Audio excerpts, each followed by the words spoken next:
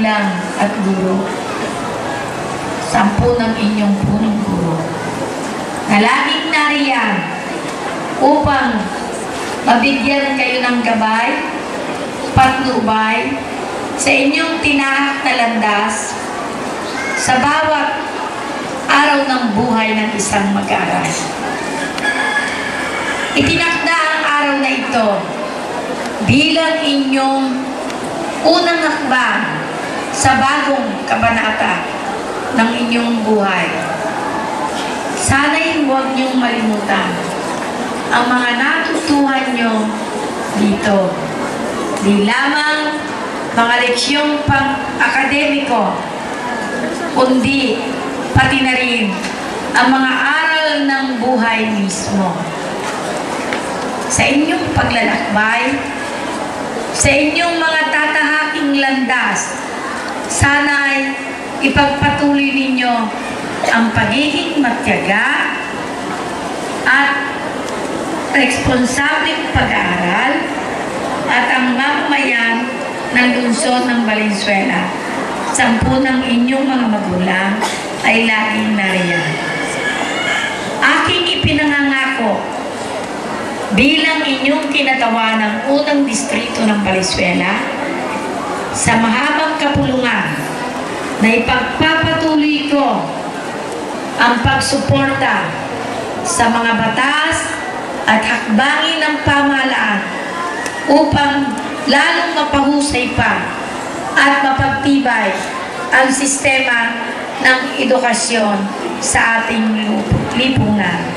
Kaya mga bata, huwag niyong kalilimutan lagi ang magdasal upang lalong patnubayan ng Diyos ang inyong buhay pang-araw-araw, lalong patnubayan ng Diyos ang inyong mga magulang, na patuloy silang magsumikap para sa inyong mga anak.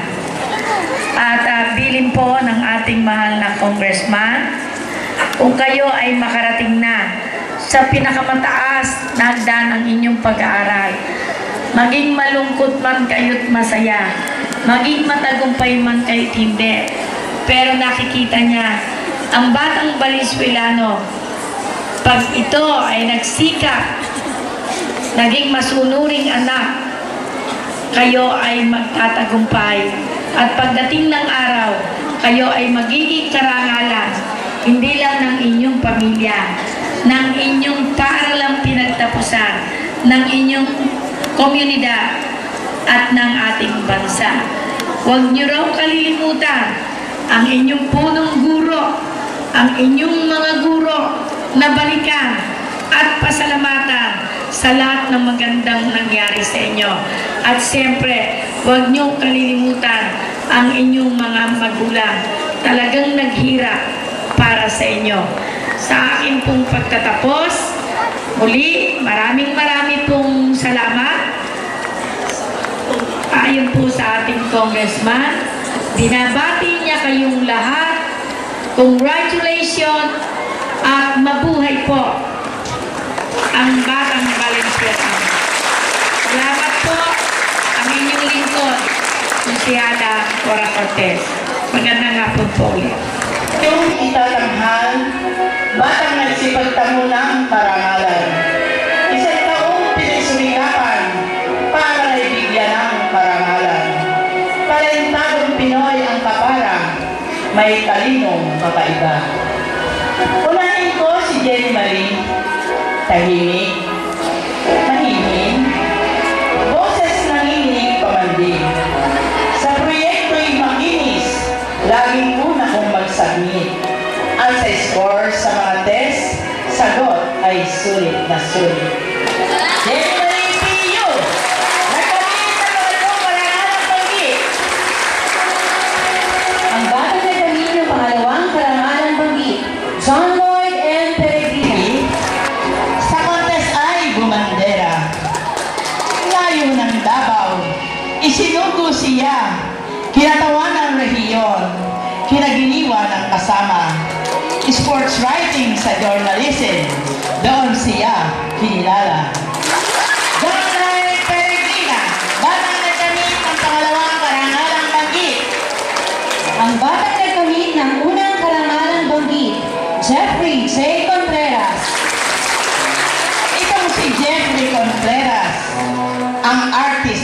the year. Mapagpalang kamay sa larangan ng pagguhit. Kung walang sapat na talino, may pinsel man at pang-ukit, walang kalalabasang tema, may guhit may walang istorya.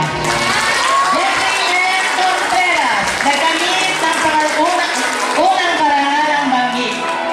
Ang batang nagkamit ng pangalawang karangalan, Cheska O. Raimundo. Ang dalagitang si Cheska, nakasama ni Lloyd. Sa layo ng Davao, pilit na inabot. Titulong pang nasyonal, bagamat di nagusbong, karanasang sila lamang ang tanging nagkaroon. Sa kanyang mga grado, pagsusulit o resitasyon, nanguna rin at nakipagtagisan upang score ay yumabong. Cheska O. Raimundo, pangalawang karangalan. At ngayon, ang batang nagkamit ng unang karangalan, Mark Noel R. Ang. At siyempre, si Mark Noel, ang nahirang na number 1. May kalikutan man, pero di maalpasan. Sa pagsusulit paligsahan, ang nangungunay ang small but terrible, kaisipay kumitunan. Sa larangan ng scouting, dinaluhay pang internasyonal, hindi nahihiya, kaya't lahat ay natuwa. Mark Noel R. Ang, unang karangalan. Sa mga batang ito na siyang pinarangalan, hangad ko ang tagumpay sa darating pang mga araw. Payo ko lamang sa inyo, sana ay pakinggan. Una sa lahat, unahin poong may kapal. Binabati ko kayong lahat.